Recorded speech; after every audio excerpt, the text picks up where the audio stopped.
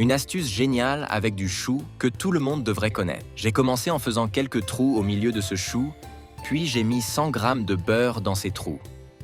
Je vais ajouter de l'huile à eau chaude jusqu'à couvrir presque tout le bol. J'utilise un sac plastique pour cette étape.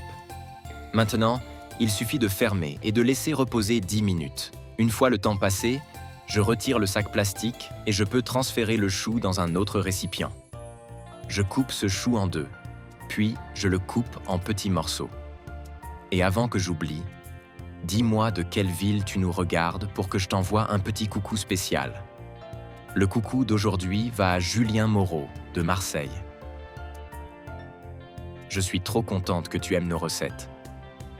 Les morceaux doivent être comme ça, bien petits. Je mets ce chou dans un saladier. N'oublie pas, ces astuces exclusives, tu ne les trouves qu'ici avec moi. Je vais ajouter de l'huile d'olive dans cette poêle. Pas de secret, il suffit de suivre les étapes. J'ajoute un oignon émincé. Ensuite, 3 gousses d'ail hachées. Je mélange bien pour tout assembler, sans me presser. La couleur change petit à petit. Regarde, maintenant je mets tout dans le saladier avec le chou. Ensuite, j'ajoute une tasse de farine de blé. Répartie bien partout.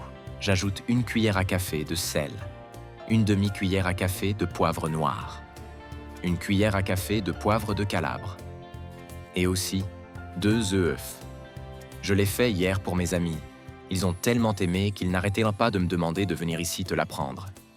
Le gros point fort de cette recette, c'est que tu la prépares vite, avec peu d'ingrédients. Tu as déjà fait une recette différente comme ça? Dis-moi. Je mets un peu de menthe dans ce mixeur.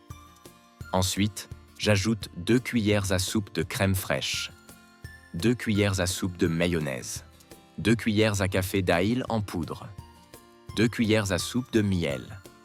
Maintenant, il suffit de fermer et de laisser mixer tranquillement, sans se presser. C'est tellement bon que ça va partir super vite chez toi. Chaque bouchée, c'est un pur bonheur. Dis-moi ce que tu en penses. Voilà, maintenant j'ajoute de l'huile d'olive dans cette poêle. Je l'étale bien avec un pinceau.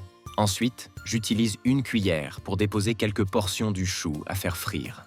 Quand tu vois que ça commence à dorer, tu retournes pour faire dorer l'autre côté.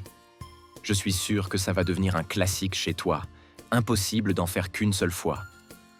Quand c'est doré comme tu aimes, tu mets sur une assiette. Regarde comme c'est incroyable. Tu peux accompagner avec la sauce que tu veux. Et maintenant, régale-toi.